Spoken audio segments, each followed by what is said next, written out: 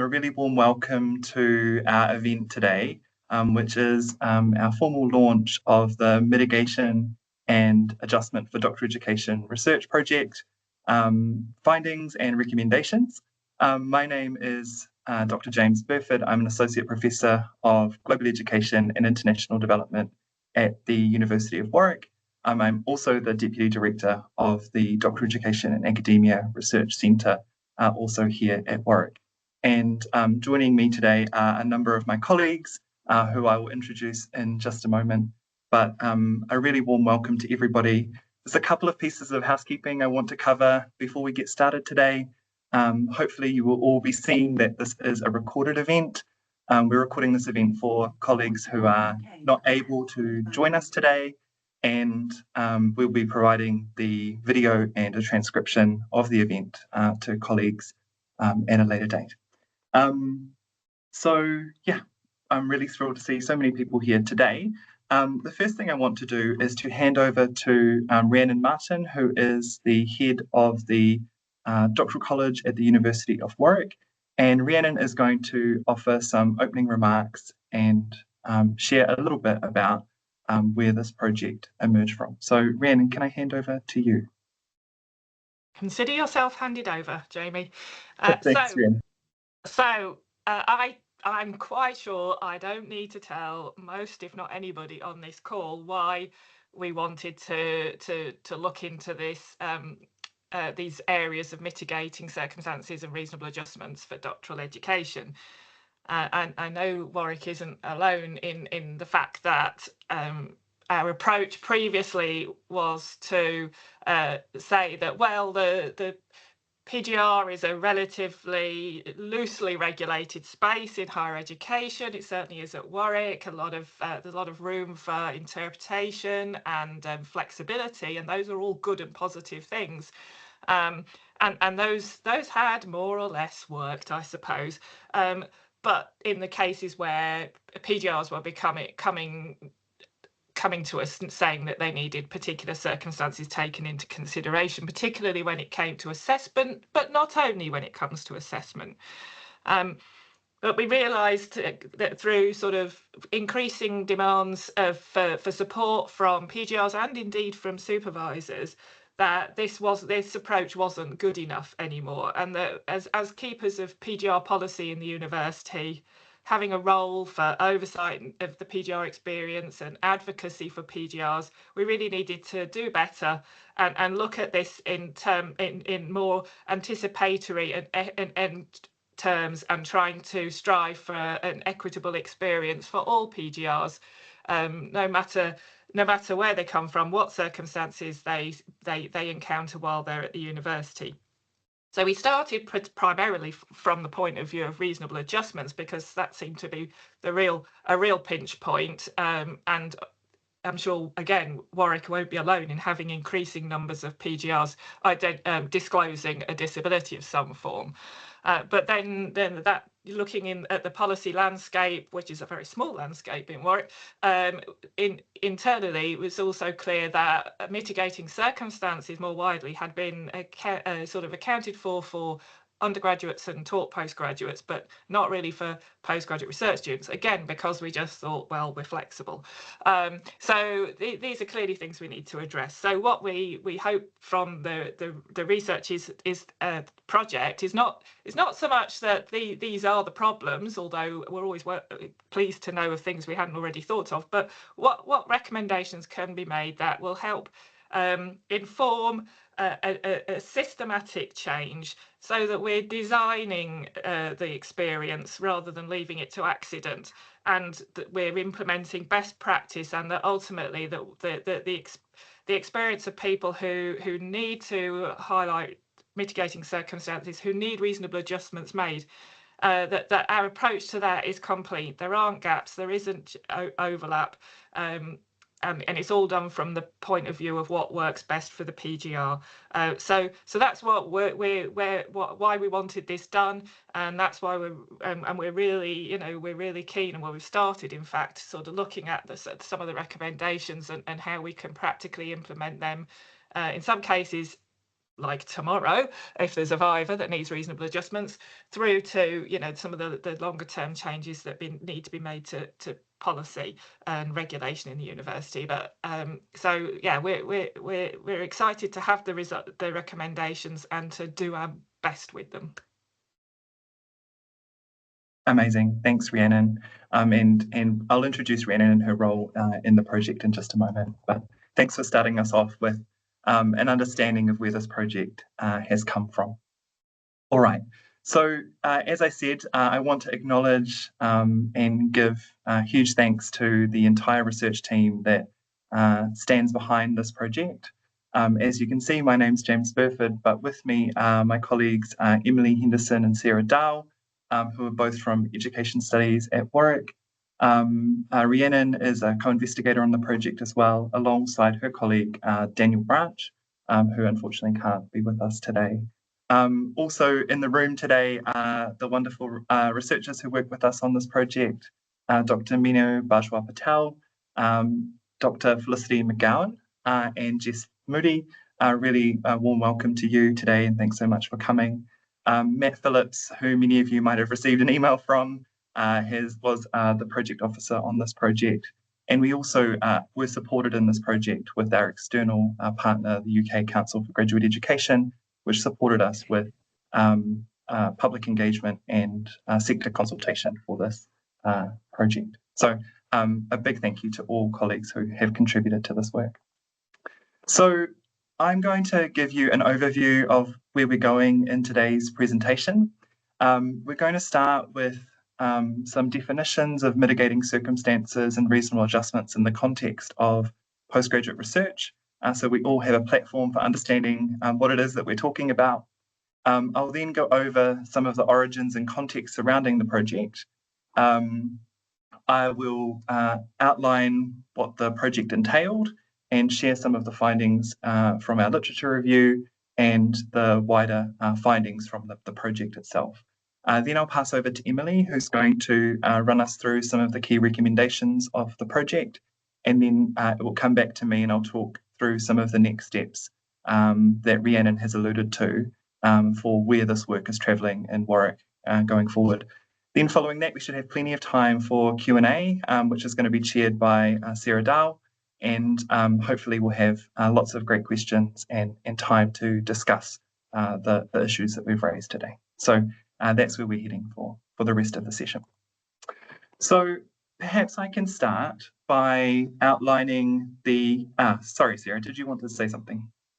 Sorry, yeah, so just wanted to say that if people felt that it would be useful to pop any questions in the chat, then we're very happy to accept them like that. Absolutely. As well, and we'll capture them all and we'll come back to them at the end. Excellent, yeah, thank you. Thanks, Sarah. It would be great to receive people's comments in the chat. And yes, Sarah will come back to those in the final session of today.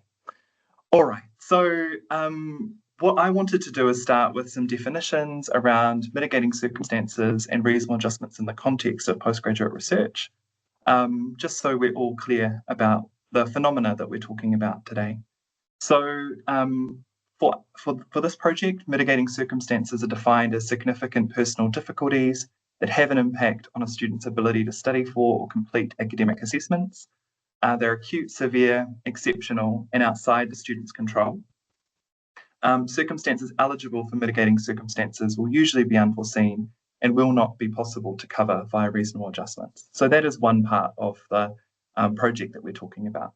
The second is reasonable adjustments, and these refer to the legal duty of any education provider to ensure that appropriate adjustments for students with disabilities or specific learning difficulties are in place, including to ensure that performance of students during any examination is not disadvantaged.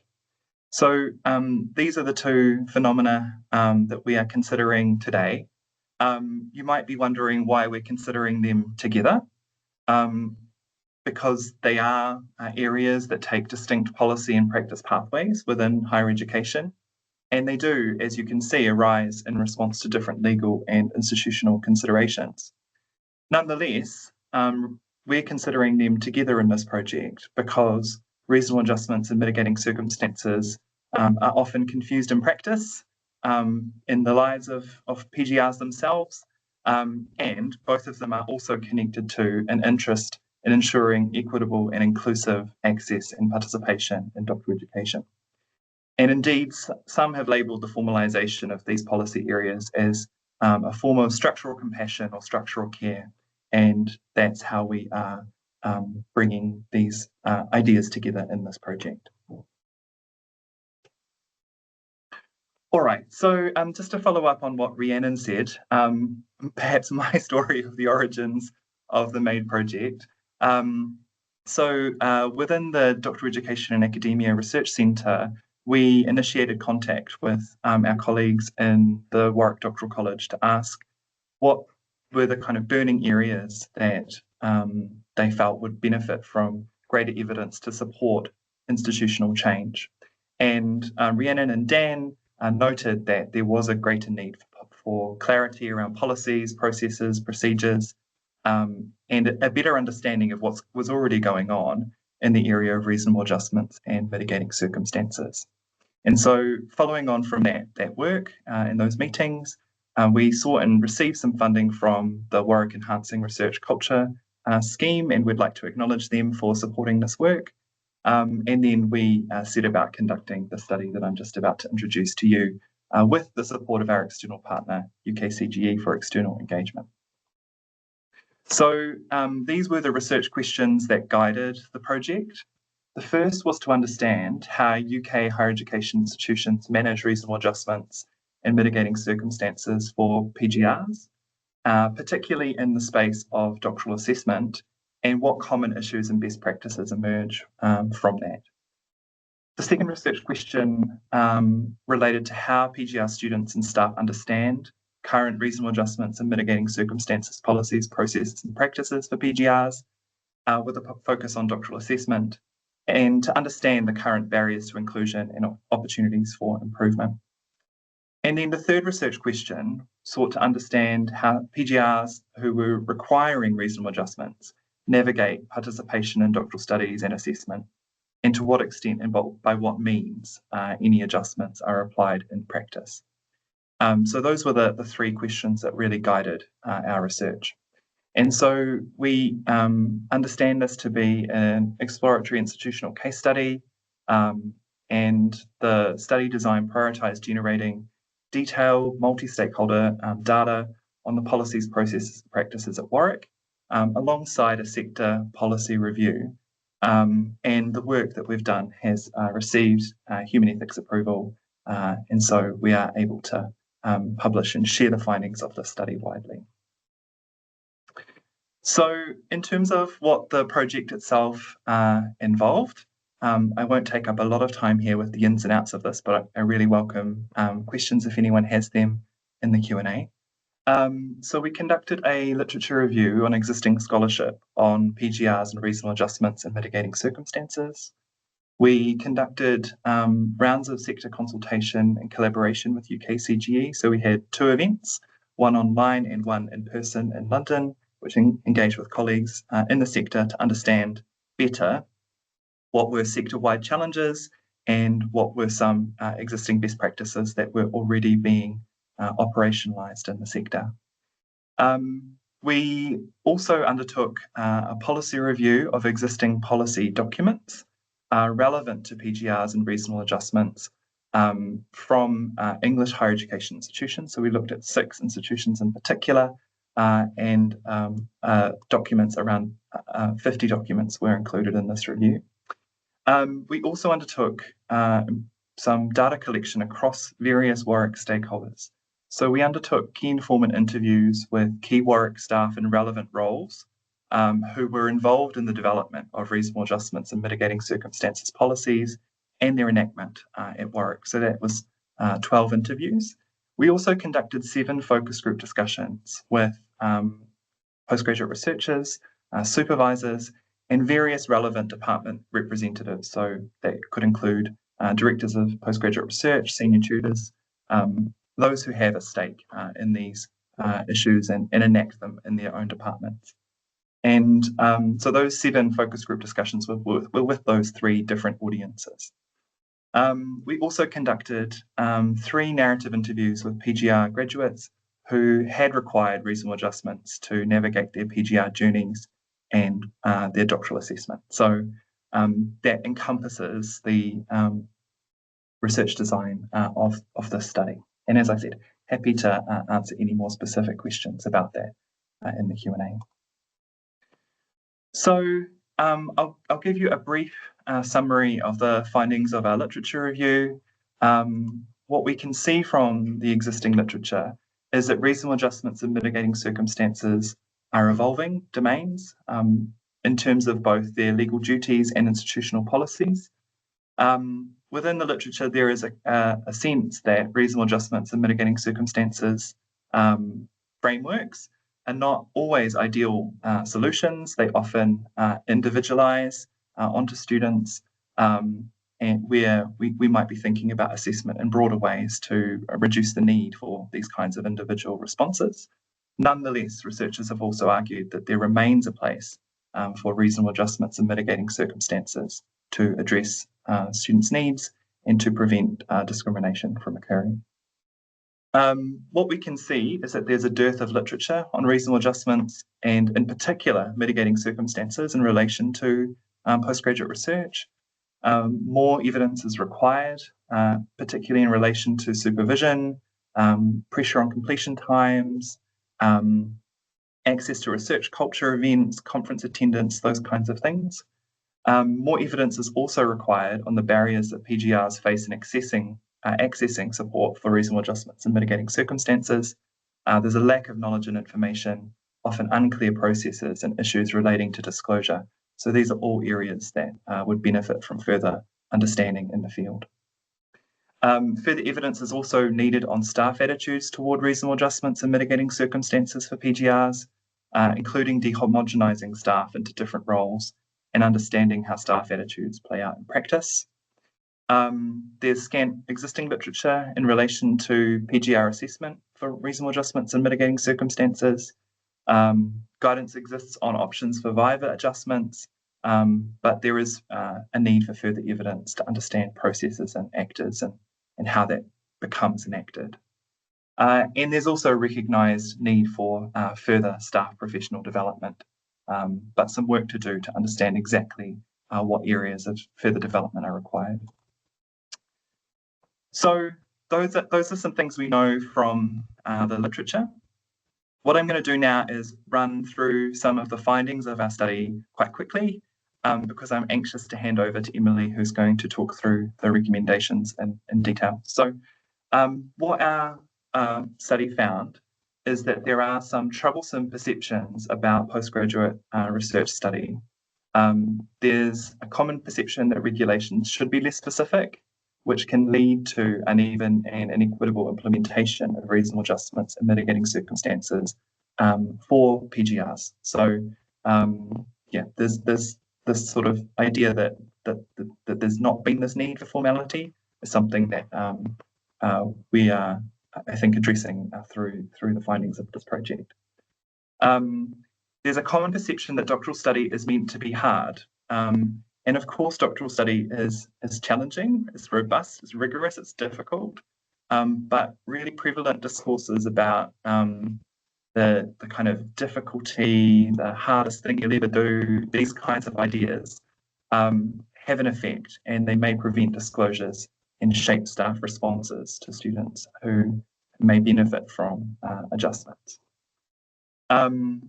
Then another group of findings were related to the need for greater policy and guidance for reasonable adjustments and mitigating circumstances for PGR, around the availability and accessibility of policies and guidance, appropriateness of guidance, the lack of clarity on responsibilities, a common reliance on suspension of studies and extensions, and the ensuing inequalities that exist around those, and a reliance on normative timelines for doctoral study. So overall, this group of findings call for greater kind of policy and guidance within institutions to help everyone involved understand what's required. For those who are looking to formulate guidance for reasonable adjustments and mitigating circumstances, there's a need to make sure that the information is accessible for students, talks to them where they're at, not assuming that students know the differences between reasonable adjustments and mitigating circumstances, to make sure that policies don't assume static or single conditions. And what we also found in the study is that first experiences of support are really important, and negative experiences of seeking support can make students wary of seeking support in the future. So some other findings relate to practices for reasonable adjustments and mitigating circumstances for PGR. We found a need to increase central professional services staff knowledge about PGRs in general, so making sure that the rest of the university community knows who our PGRs are, ensuring that disability advisors are giving reasonable adjustment statements that are relevant to PGR study and assessment. This is really important, so that the students are getting the kinds of adjustments that are relevant to them. Making sure that information about reasonable adjustments and mitigating circumstances is disseminated to the right people at the right time, and that professional development is provided for supervisors. In terms of doctoral assessment, our findings indicate that there's a need to consider both the viva as well as continuation points, which may be summative. So upgrades, annual reviews, these are important moments to include as well.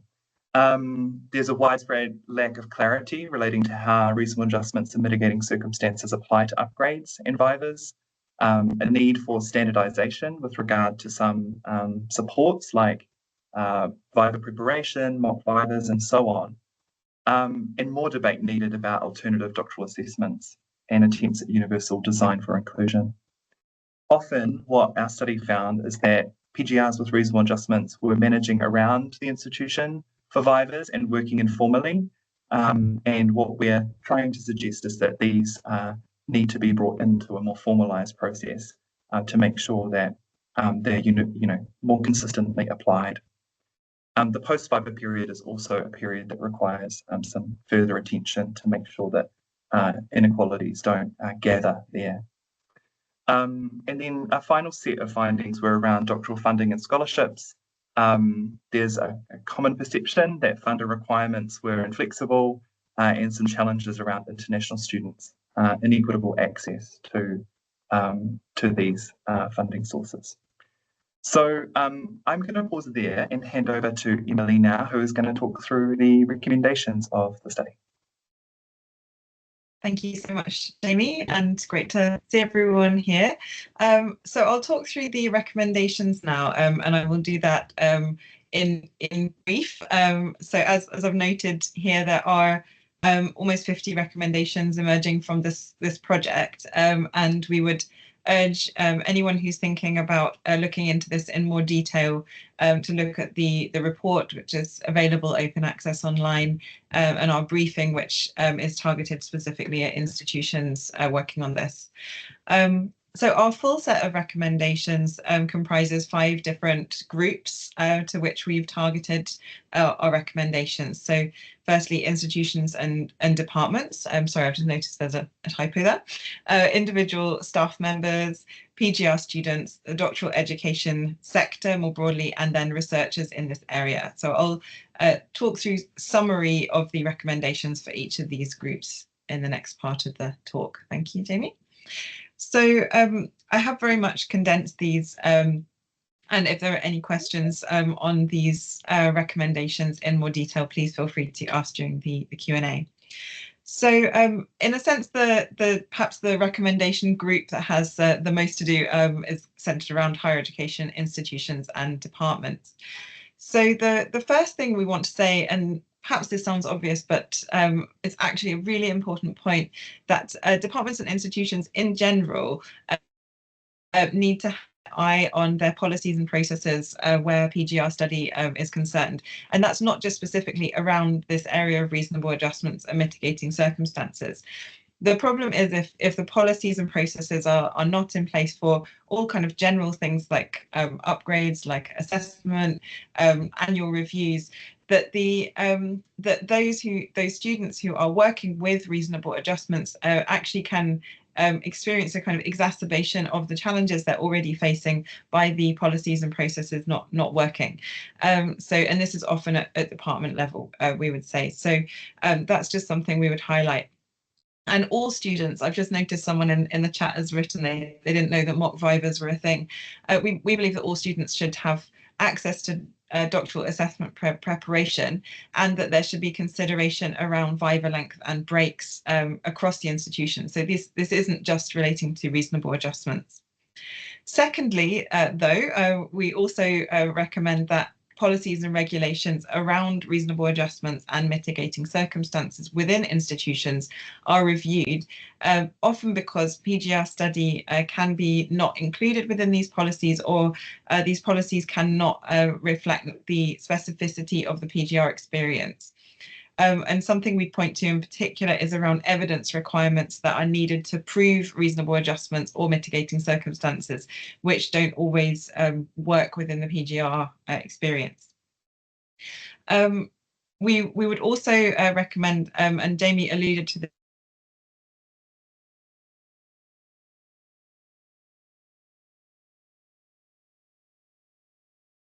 I think we might. Oh, Emily, we just lost you for a moment. Oh, sorry. Am I back? Yeah, I think you're back. If you could maybe start, go back to this point about PGR ready.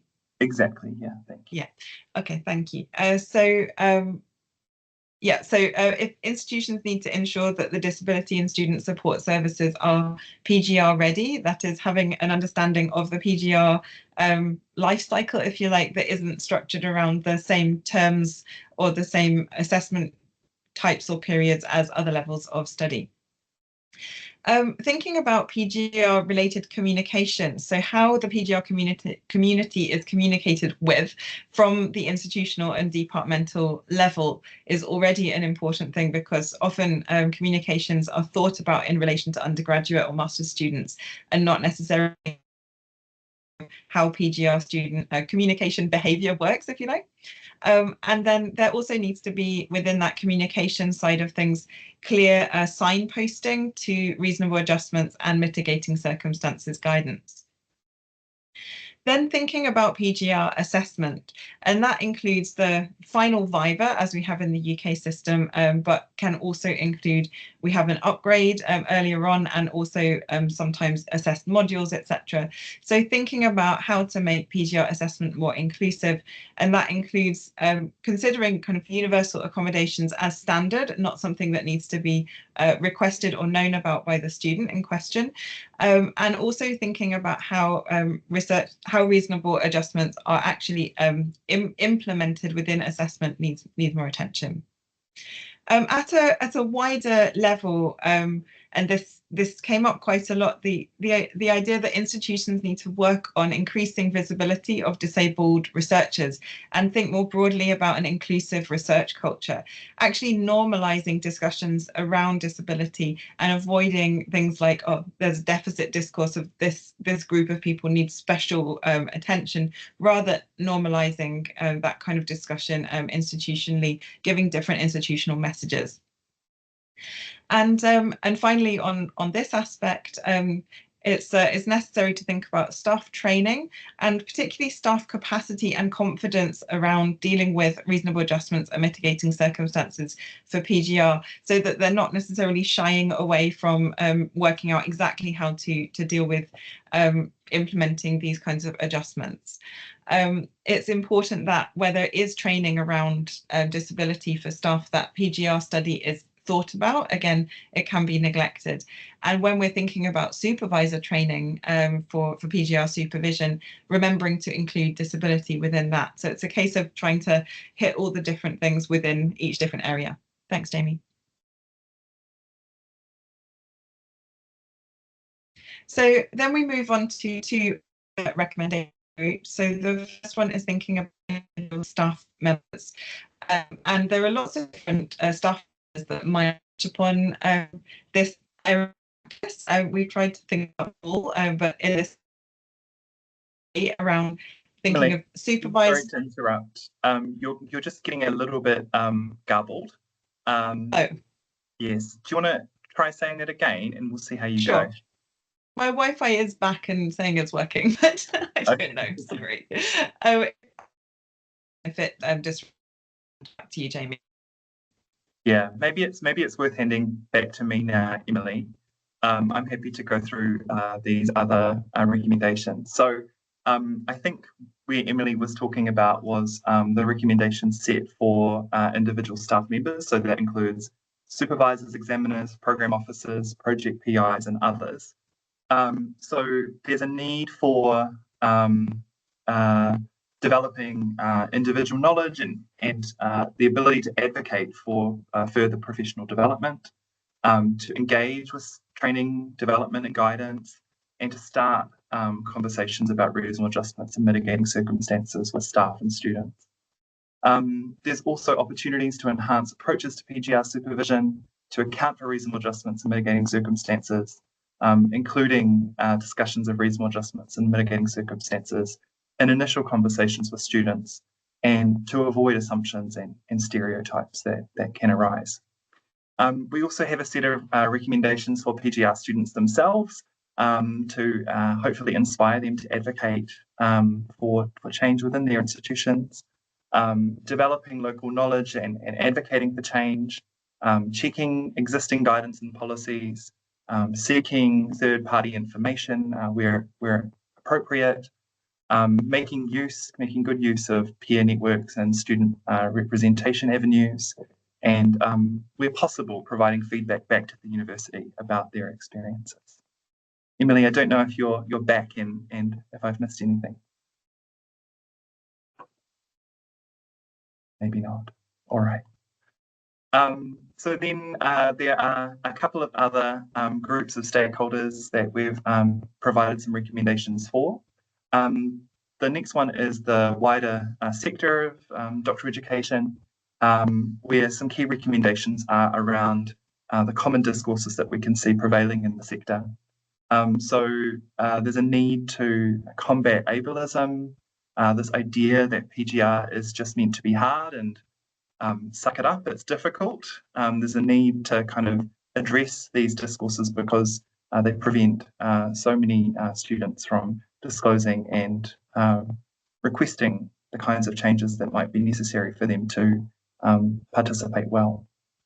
A need to understand international approaches and understand where the UK sits in relation to other national settings, and to think about reasonable adjustments and mitigating circumstances in the context of practice-based doctorates. There's also a need to review sector PGR scholarships and funding schemes to ensure that they could better anticipate and support the needs of disabled students, and to guide HEIs on interpreting and implementing funding policies regarding reasonable adjustments and mitigating circumstances. Sometimes institutions are left unsure exactly what the funding body requires. And in terms of colleagues, researchers in the field, there's a need to develop the research base on reasonable adjustments and mitigating circumstances for PGR. Research is needed on international perspectives. Be really valuable to know how other countries are doing this in their institutions. There's work needed on inclusive assessment for PGR and mitigating circumstances in particular, and work on variants on the traditional idea of the doctorate, which is something that would be really welcome. In terms of the way researchers conduct research, a need to include team members with lived experience and relevant academic expertise around institutional change, and efforts are needed to bid for doctoral studentships to work in this area. So hopefully some avenues for colleagues to pick up and do some further research on. So we wanted to just switch to my phone again. Is that more audible? That is much better. Yeah. Do you want to take over, Emma? Okay. Sure, I can just do this slide. So sorry about this. I thought it was all working a bit better.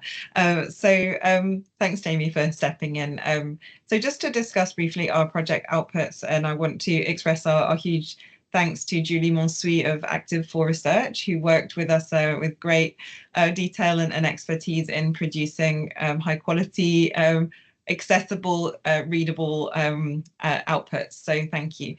It was important to us that in addition to our final report, we present something a little more digestible, hopefully for institutions hoping to pick something up and do something with this immediately. So as we've got pictured on the slide here on the left-hand side, we produced a briefing for institutions to consider key areas to work on.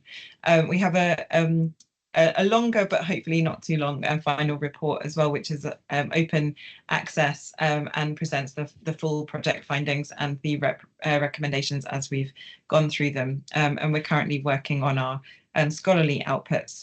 This is all available at our project website, and we'll put the link to that in the chat just now as well. So back over to you, Jamie. Thank you. Thanks, Emily. And so I'm just going to conclude before we open up to Q&A with some sort of signals of where things are headed next here at Warwick to bed in some of the recommendations of this project. So at Warwick, there is a PGR EDI working group, and this working group has received the project findings and is busily working on progressing the changes that have been recommended. There's a hope that these changes many of these changes, as Rhiannon said, will be relatively swift to implement. So there is something coming around the kind of guidance and way we're doing assessment for PGRs here at Warwick. There's also been work conducted on the guidance that disability advisors have when consulting with PGRs in relation to Vivas, upgrades and progress meetings. So this has been expanded and revised, taking into account project recommendations and best practices that were identified across the sector. At Warwick, mitigating circumstances policies are being reviewed, and I understand that this time they will also include PGRs within it. So that's really another exciting area where progress looks like it is imminent. And another area of another avenue where this work is continuing is in the PGR supervisor working group, which is picking up the training and development elements related to the project recommendations. So this is how Warwick is taking these recommendations forward, and we wanted to share how it's doing that in case others in the sector would like to know how to take the recommendations of this project and bring them into use in organisations.